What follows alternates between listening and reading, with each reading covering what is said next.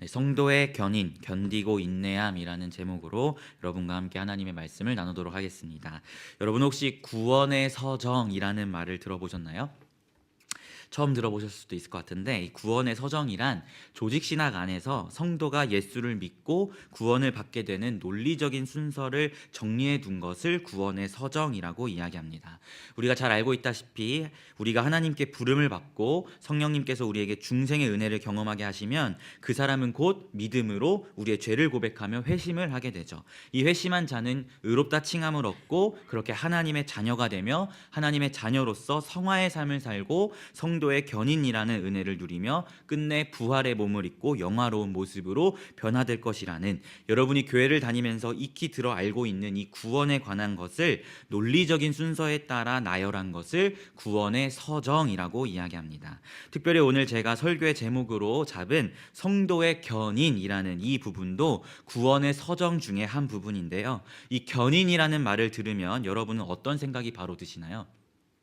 아마도 대부분의 사람들이 하나님께서 성도의 삶을 이끌어 가신다라는 그런 의미로 생각하게 될 것 같습니다. 왜냐하면 우리 머릿속에 견인이라고 이 단어를 들으면 제일 먼저 떠오르는 것이 아마도 견인차가 떠오르기 때문이죠. 견인차가 차를 끌고 가듯이 하나님께서 성도의 삶을 구원의 완성까지 끌고 가신다라는 개념으로 성도의 견인이라는 표현을 많은 사람들이 이해할 것 같은데요. 물론 이 말이 틀린 말은 아니죠. 하나님께서 성도의 삶을 구원의 완성까지 이끌고 가시는 은혜를 베푸시는 게 맞으니까요.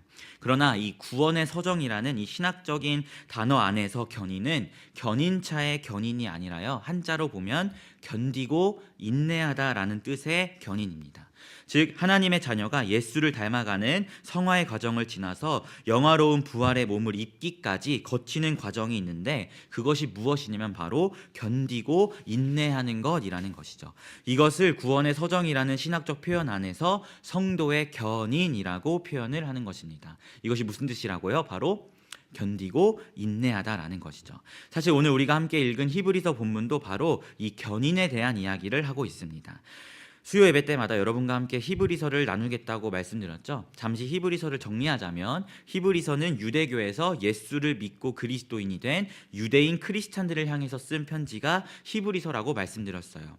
유대인 크리스찬들에게 로마의 핍박이 너무나 거세서 다시금 기독교에서 유대교로 돌아가려는 움직임들이 있었고, 이에 히브리서 저자는 핍박 중에도 환난 중에도 예수님 앞에 서야 하고 예수 앞에서 울고 예수 앞에서 절망해야 한다는 메시지를 던진다라고 나눴습니다. 환난 중에도 예수 앞에 서 있어야 하는 이유는 그분이 왕이 되어주시기 때문이며, 왕이신 예수님의 통치의 방법은 내어주심이라는 통치의 방법으로 다스리신다라고 말씀드렸죠. 하나님의 본질 그 자체이신 그분이 천한 인간이 되신 성육신의 내어주심, 이 세상의 창조주가 피조물의 손에 찢기신 십자가의 내어주심, 그를 믿는 자마다 영생을 주시는 생명의 내어주심과 같이 예수님의 통치의 방법은 내어주심이라고 말씀드렸습니다. 그리고 우리가 히브리서의 독자인 이 유대인들이 경험하고 있는 이 고난은 그리스도의 내어주심이라는 통치 방법 아래에서 그분이 걸어가신 십자가의 길을 함께 걷고 있는 것이다 라고 말씀드렸어요. 그렇기 때문에 로마의 핍박이 거세다고 할지라도 다시 옛 언약인 구약의 종교 유대교로 돌아갈 것이 아니라 옛 언약을 다 이루시고 새 언약이 되신 예수 앞에서 왕이신 예수와 함께 그분의 고난에 동참하는 것이 성도가 마땅히 해야 할 일이라는 것을 지난 본문까지 함께 살펴보았습니다. 그리고 이어지는 본문이 바로 오늘 본문인데요. 이런 흐름 아래에서 오늘 히브리서 2장 1절은 다음과 같이 시작합니다. 바로 그러므로 라고 시작해요. 지금까지 어떤 이야기를 히브리서 저자가 나눴다고요? 너희가 다시 돌아가려는 구약의 옛 언약을 예수께서 이미 다 이루시고 그분이 새 언약이 되셨다. 그분은 왕이시며 그분의 내어주심이라는 통치 아래에서 그분의 십자가의 고난에 너희도 동참해라 라고 말한 후에 그러므로 라고 이야기한다는 것입니다. 즉 주님의 고난에 동참하는 자에게 어떠한 중요한 이야기를 하고 싶다는 것이죠. 그 내용을 살펴봤으면 좋겠는데요. 우리 한번 2장 1절 말씀 같이 함께 읽도록 하겠습니다. 히브리서 2장 1절입니다. 시작. 그러므로 우리는 들은 것에 더욱 유념함으로 우리가 흘러 떠내려가지 않도록 함이 마땅하니라. 아멘. 왕 대신 주님의 내어주심이라는 통치 아래에서 예수 예수의 고난에 동참하는 성도에게 중요한 것이 있는데 그것이 무엇이냐면 성도가 들은 것에 더욱 유념함으로 흘러 떠내려가지 않도록 하는 것이 중요하다라는 것을 이야기하고 있어요. 여러분, 여기서 흘러 떠내려가다라는 이 표현의 원어적 의미를 보니까 미끄러져 빠지다라는 의미를 가지고 있는데요. 이 단어는 고대 문헌에서 이 반지가 빠질 때, 반지가 미끄러져 빠질 때 쓰는 단어입니다. 여러분, 성경 속에서 이 반지는요, 왕이 누군가를 동류로 부를 때 주는 것이 인장 반지예요. 여러분이 잘 알다시피 창세기에서 바로가 요셉을 총리로 세우면서 자신의 모든 권한을 내어줄 때, 그리고 누가복음에서 돌아온 탕자에게 아버지가 이는 내 아들이라는 것을 보여줄 때 반지를 끼워주죠. 그리고 히브리서는 우리가 예수님의 동류라고 부르고 있습니다. 이 동류라는 부분은 지난번 설교 때 말씀드렸는데 헬라어로 메토코스라고 하고, 이것이 왕이신 예수님이 내어주시는 통치의 모습을 보여준다라고 나눴었죠. 아무쪼록 히브리서 기자가 이 반지가 미끄러져 빠지는 것에 표현되는 단어를 쓰고 있다는 것에 우리는 주목해야 합니다. 예수님께서 우리를 왕의 동류로 부르시며 그분의 모든 것을 내어주심의 증표로 왕의 인장 반지를 우리에게 끼워주셨는데, 여러분의 손가락 안에 끼워져 있는 그 반지가 어느샌가 미끄러져 빠져버릴 위기에 놓여져 있다라는 것을 히브리서 기자는 표현하고 싶은 것이죠. 지금 제 손에 이 반지가 껴져 있는데요. 이게 제가 결혼할 때 맞춘 반지거든요. 근데 돈이 없어가지고 저는 여기 달려있는 이 반짝반짝한 것이 큐빅이고요. 제 아내는 다이아입니다. 돈이 없어서 둘 다 다이아를 못하고 저만 이제 큐빅으로 했는데요. 그러다 보니까 이 제 반지가 뭐 생활하다가 이렇게 툭툭 어딘가 박으면 그렇게 아깝다는 마음이 들지는 않아요. 그런데 제 아내가 제 눈에 뭔가 반지를 어딘가 탁 부딪히는 모습이 보이면 제가 막 마음이 가슴 졸이더라고요. 왜냐하면 제 손에는 큐빅이, 제 아내 손에는 다이아가 끼워져 있기 때문입니다. 여러분, 이처럼 여러분 손가락 안에 다이아 반지가 껴져 있다고 한번 상상해 보십시오. 그 다이아 반지를 잃어버릴 때는 언제예요? 내가 일부러 빼서 이렇게 버리나요? 그러지 않죠. 너무나 소중한 것이기 때문에 제가 고의로 그것을 빼지는 않습니다. 다만 내가 부주의할 때, 또는 내 손가락에 살이 빠져서 내 손가락이 야위어질 때 다이아 반지가 빠지게 됩니다. 여러분, 이처럼 예수님께서 우리에게 끼워주신 이 왕의 인장 반지도 마찬가지예요. 이 반지가 언제 미끄러져 빠질까요? 우리가 일부러 그것을 빼나요? 그러지 않죠. 하지만 우리가 구원의 복음에 부주의할 때, 우리를 구원하신 예수 그리스도의 은혜를 안일하게 생각할 때, 또는 내가 하나님과의 교제를 멀리하여서 영적인 체격이 점점 야위어질 때 우리의 반지가 미끄러져 빠지는 것입니다. 히브리서 기자는 예수께서 내어주신 왕의 인장 반지가 미끄러져 빠지지 않도록 주의할 것을 이야기하고 있다는 것이죠. 이후의 말씀을 보니까 이 왕의 반지가 빠지지 않도록 주의할 것을 강조하기 위해서 몇 가지 예시를 드는데요. 바로 이 유대인 크리스찬들이 다시 돌아가려고 했던 구약의 종교인 바로 이스라엘 백성들의 모습입니다.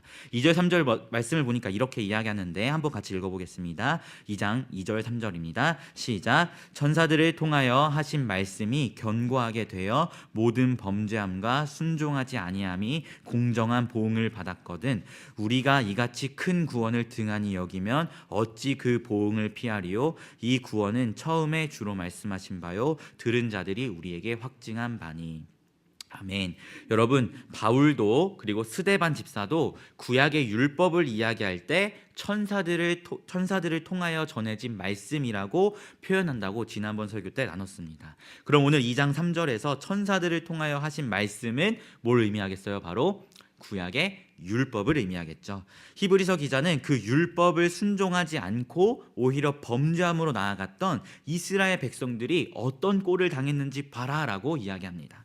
그들은 공정한 하나님의 심판을 받고 결국 북이스라엘과 남유다 모두 멸망하고 말았죠. 그러면서 이제는 그 율법의 완성이 되신 예수 그리스도의 복음의 소식이 너희에게 들려졌는데 하물며 이 구원의 소식을 등한히 여기면 너희가 어떻게 하나님의 공정한 심판을 피하겠느냐라고 이야기를 하고 있는 것입니다. 즉 왕이신 예수께서 우리를 메토코스라고, 왕의 동류라고 불러주시면서 끼워주신 왕의 인장 반지가 미끄러져 빠져나가는 것에 주의해라. 이스라엘 백성들도 구약에서 율법을 등한시해서 심판을 받았는데 하물며 그 율법의 완성이 되신 예수 그리스도의 구원의 소식을 등한시하면 오죽하겠느냐라는 이 강조를 전하고 있는 것이죠. 사랑하는 성도 여러분, 여러분의 손가락에 끼워져 있는 예수님의 반지는 안녕하십니까? 여러분의 손가락에 잘 단단히 끼워져 있나요? 혹 여러분의 영적인 체격이 야위어져서 반지가 헐렁헐렁해져 있진 않으신가요? 저는 우리 별내 오른교회 모든 성도님들이 예수님께서 너는 나의 자녀다, 너는 나의 동료다 라고 불러주시며 끼워주신 그분의 반지를 소중히 여기시고 간직하시는 여러분들이 되셨으면 좋겠습니다. 그렇다면 여러분, 이 반지는 언제 미끄러져 빠질까요? 제가 서두에 부주의할 때, 영적인 체격이 야위어질 때 빠진다라고 말씀드렸는데 그것의 구체적인 모습은 어떤 모습일까요?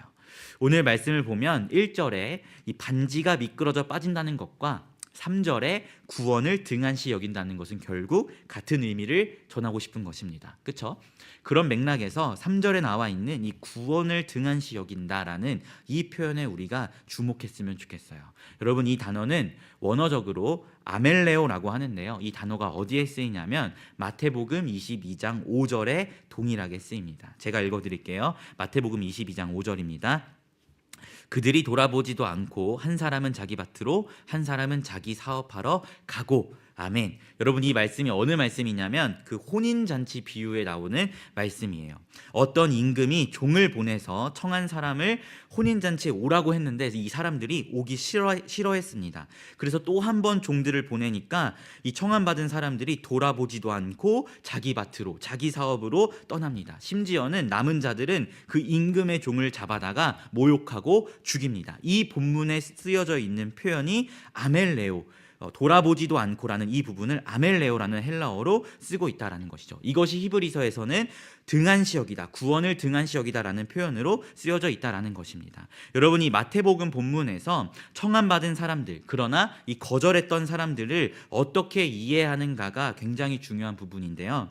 당시 문화를 보았을 때, 그리고 마태복음 안에서 음식을 다 준비했다라는 표현을 보았을 때 이 사람들은요, 처음 초대받은 사람들이 아닌 것이 확실합니다. 이미 이전에 초청을 한번 받았었고 그 초청에 내가 가겠습니다라는 응답을 주었던 사람일 거예요. 왜냐하면 당시 문화에서 먼저 초대를 하고 그 사람이 초대에 응하면 그 초대에 응한 사람의 식수를 계산해서 그 사람 수에 맞춰서 음식을 준비했고 그 음식이 다 준비된 후에 다시 한번 잔치에 오라고 초청하는 것이 관습이었기 때문입니다.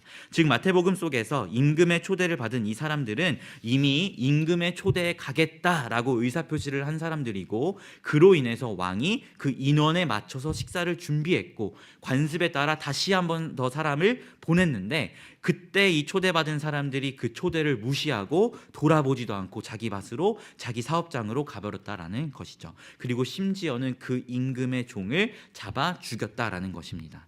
이런 문맥 아래에서 이 초대를 거절한 사람들은 애초에 초청을 거절한 불신자가 아니라요, 초대에 이미 응했던 이미 믿은 자들을 비유적으로 표현한 사람이라는 것을 보게 됩니다. 1차적으로는 하나님의 백성으로 부름받은 이스라엘과 종교 지도자들, 그리고 그것이 확장되면 오늘날 교회 안에 나와 있는 이미 믿은 자들을 의미한다라는 것이죠. 이미 혼인잔치에 초대받은 자들이 자신의 밭과 자신의 사업을 우선시함으로 왕의 초대를 가벼이 여기고 그것을 등한시 여기는 모습으로 나아갔다라는 것입니다. 이러한 문맥에서 아멜레오, 이 등한시 여기다라는 표현을 쓰고 있는 거예요. 그렇다는 건 우리의 구원을 등한시 여기는 것은 우리에게 허락하신 왕의 반지가 미끄러져 빠지게 하는 것은 우리가 갑자기 막 배교를 하고 이단에 넘어가고 교회를 떠나는 이런 거창한 것을 말하는 것이 아닙니다. 마태복음 22장의 사람들처럼 왕이 잔치를 열고 부르시는 그 순간에 하나님보다 내 상황, 하나님보다 내 사업, 내 밭이 더 중요해 라고 이야기하며 하나님을 외면하는 그 사소한 결정들, 하나님보다 내 현실의 무게를 더 무겁게 여기는 그 사소한 태도가 구원을 구원을 등한시 여기는, 반지가 미끄러져 빠지게 만드는 것이라는 것이죠. 삶의 작은 순간에 예수보다 다른 것을 선택하는 사람이 오늘 히브리서의 독자처럼 이 거대한 환난과 핍박이 오는 결정적인 순간에 과연 예수를 선택할까요? 저는 확신하건대 삶의 작은 순간에도 예수를 선택하지 않는 사람이라면 결정적인 순간에도 예수를 선택하지 않을 것이라고 저는 확신합니다. 오히려 삶의 작은 순간에도 예수께 무게를 두고 믿음의 눈으로 예수를 택하는 자들이 결정적인 순간에도 예수를 선택하게 될 것이라고 저는 확신합니다. 사랑하는 성도 여러분, 예수께서 끼워주신 왕의 반지가 여러분에게서 미끄러 빠지지 않도록 삶의 작은 순간에도 예수 그리스도를 선택하시는 여러분들이 되시기를 부탁드립니다. 그렇다면 어떻게 우리는 예수를 삶의 작은 순간에도 택하며 나아갈 수 있을까요? 우리 히브리서 2장 1절 말씀 한 번만 더 읽어보겠습니다. 히브리서 2장 1절입니다. 같이 읽을게요. 시작. 그러므로 우리는 들은 것에 더욱 유념함으로 우리가 흘러 떠내려가지 않도록 함이 마땅함이라. 아멘. 히브리서 기자가 뭐라고 말합니까? 들은 것에 더욱 유념함으로 라고 이야기합니다. 유대교에서 예수를 믿고 그리스도인이 되었던 이 사람들이 들었던 내용이 뭔데요? 바로 구약의 모든 약속을 이루신 실체가 예수 그리스도시고 그분은 하나님의 아들이시며 그분이 이 땅에 오셔서 십자가에 죽으시고 부활하사 우리의 모든 죄의 짐을 대신 감당하셨다라는 그 복음을 의미하죠. 그 복음을 유념하라 라고 이야기하고 있는 것입니다. 그런데 여러분, 이 유념하다라는 단어의 원어적인 의미를 보니까 어떤 의미냐면요, 더욱 빈번하게 그리고 과도하게 빈번히라는 의미를 가지고 있어요. 즉 자신들에게 예수께서 끼워주신 왕의 반지가 로마의 핍박 속에서도 빠지지 않도록 삶의 작은 순간에도 예수를 선택하며 구원의 소식을 등한시 여기지 않기 위해서 무엇을 해야 한다는 거예요?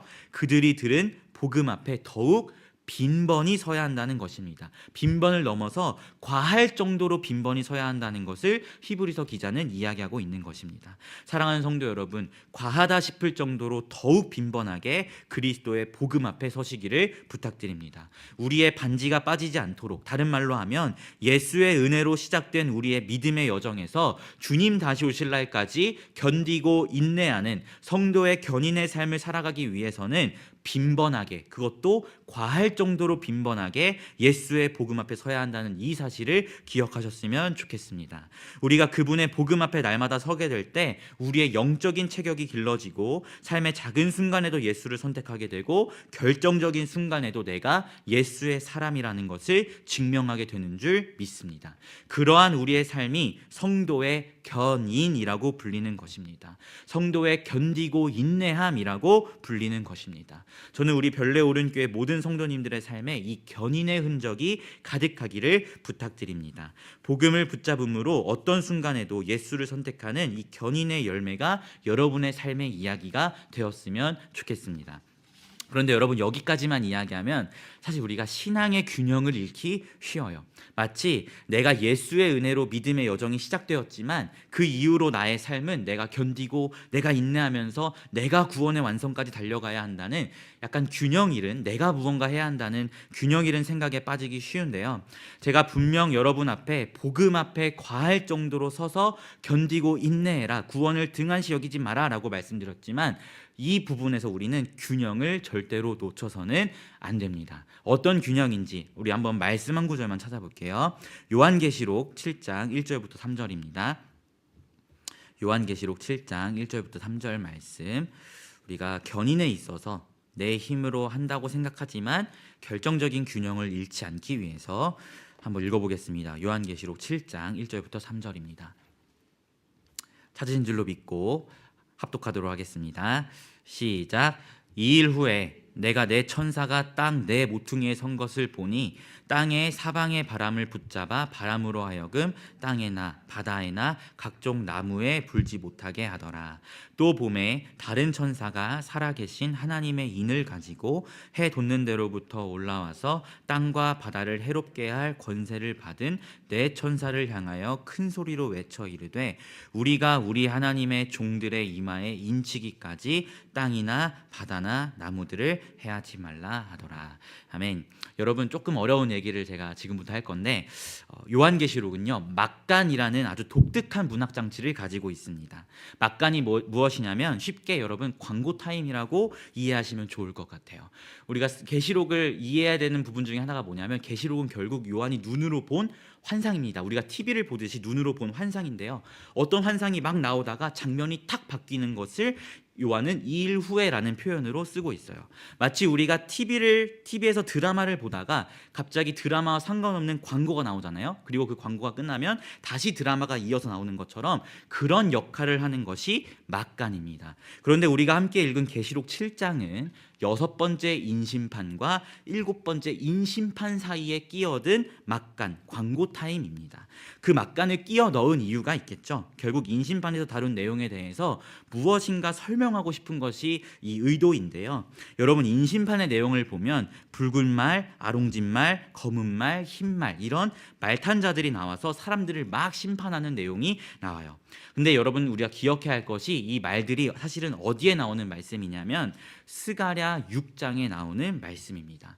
스가랴 6장의 말씀을 보면 결국 하나님의 심판이 악인들에게 임하는데 중요한 건 그 심판의 영향이 악인에게만 미치는 게 아니고 하나님의 백성들에게도 미친다라는 이야기를 전하고 있어요. 그렇다는 건 스가랴 6장을 기반으로 서술하고 있는 계시록 6장의 인심판의 내용도 결국 어떤 메시지를 전하고 싶은 거예요?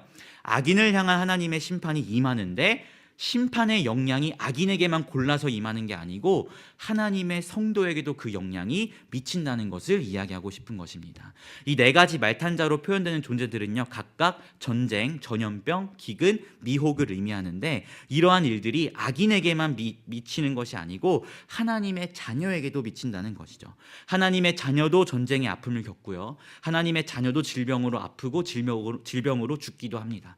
그리고 하나님의 자녀도 미혹을 받고 하나님의 자녀도 기근과 같은 경제적인 어려움에 처하게 됩니다. 그러나 인심판을 통해서 이야기하고 싶은 것은 이 심판의 영향이 성도들에게 미친다고 할지라도 나를 향한 신실함을 잃지 마라, 성도의 견디고 인내하는 삶을 살아야 한다라는 그것을 메시지로 전하고 있는 거예요. 그것이 계시록에 나와 있는 인심판의 내용입니다.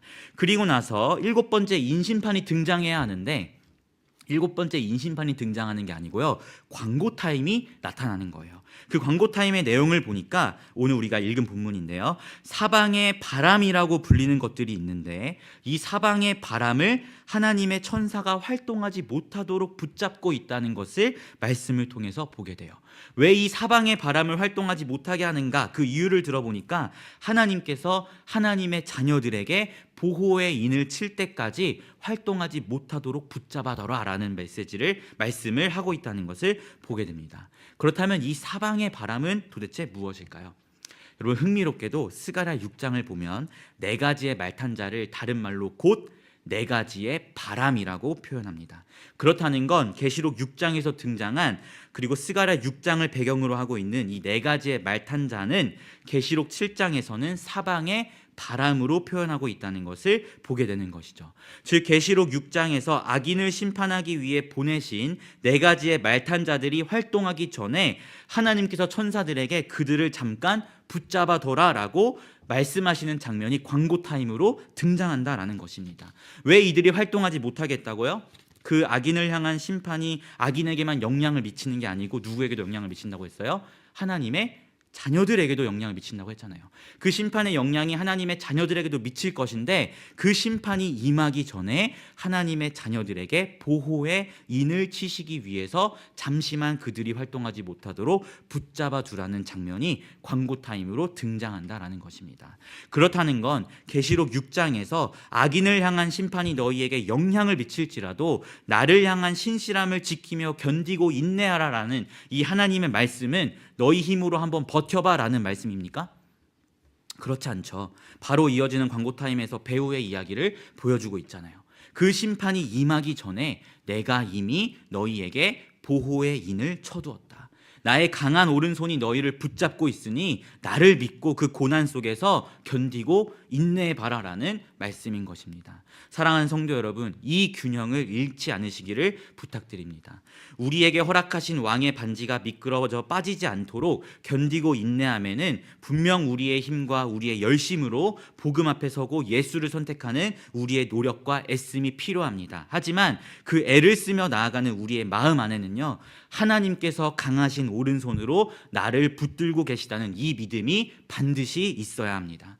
하나님이 나를 붙들고 계시다는 이 사실과 무관하게 나의 힘만으로 열심을 내면 그것은 결국 종교적인 행위로 나를 갉아먹게 됩니다. 그러나 하나님께서 강하신 손으로 나를 붙들고 계시고 이미 하나님께서 나에게 보호의 인을 치셨다라는 이 사실을 믿음으로 예수를 선택하고 이 사실을 믿음으로 복음 앞에 서는 노력과 애씀을 행한다면 그것은 반드시 성도의 견인이라는 견디고 인내함의 열매를 맺게 됩니다. 사랑하는 성도 여러분, 하나님께서 우리에게 허락하신 구원의 서정에는요, 반드시 성도의 견인, 견디고 인내함이 따라옵니다. 여러분의 삶의 작은 순간에서조차 여러분에게 허락하신 왕의 반지가 빠지지 않도록 과하다 싶을 정도로 복음 앞에 서서 견디고 인내하십시오. 여러분의 귓가에 들린 그 구원의 소식이 등한히 여겨지지 않도록 날마다 복음을 붙잡음으로써 견디고 인내하십시오. 그러나 이 모든 것을 행함에 있어서 반드시 기억해야 할 사실이 있는데, 그것은 살아계신 하나님께서 강하신 오른손으로